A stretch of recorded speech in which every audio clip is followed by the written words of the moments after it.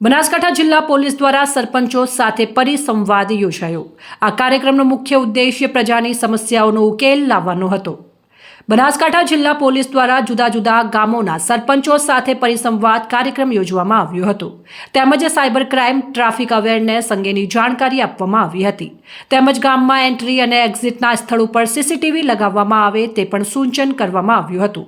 આ કાર્યક્રમનો મુખ્ય હેતુ તાલુકાના તમામ ગામડાના સરપંચો સાથે સીધો સંપર્ક સ્થાપિત કરવાનો છે। ખાસ કરીને ગ્રામ્ય વિસ્તારોમાં થતી અસામાજિક પ્રવૃત્તિઓ, હેરાનગતિ કે નશીલા પદાર્થોના વેચાણ જેવી સમસ્યાઓની જાણકારી વોટ્સએપ ગ્રુપના માધ્યમથી તુરંત મળી શકે તે માટે આ પહેલ કરવામાં આવી છે।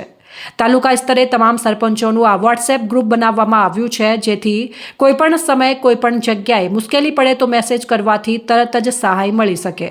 પોલીસનો મુખ્ય ઉદ્દેશ્ય ગુનાહિત પ્રવૃત્તિઓને રોકવાનો અને સમાજમાં સુરક્ષાનું વાતાવરણ ઊભું કરવાનો છે।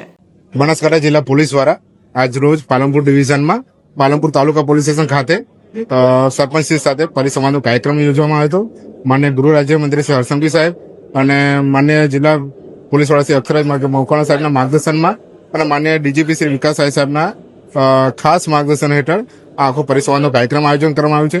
આપણે જાણો તો પાલનપુર તાલુકાના 96 ગામડાઓ માંથી અલગ અલગ જે સરપંચો જે છે એમને આજરોજ બોલાવવામાં આવ્યા હતા, જે અન્વયે તેમને સાયબર ક્રાઇમ અવેરનેસનો પ્રોગ્રામ કરવામાં આવ્યો હતો। ત્યારબાદ સી ટીમ દ્વારા તેમની જે કામગીરી છે એના બાબતે અવગત કરવામાં આવ્યા હતા। ત્યારબાદ ટ્રાફિક બાબતનો ટ્રાફિક અવેરનેસનો કાર્યક્રમ પણ કરવામાં આવ્યો હતો અને ગામમાં સીસીટીવી લગાવવા બાબતે જે સરકારની પહેલ છે એના માટે પણ આ કાર્યક્રમ કરવામાં આવ્યો હતો।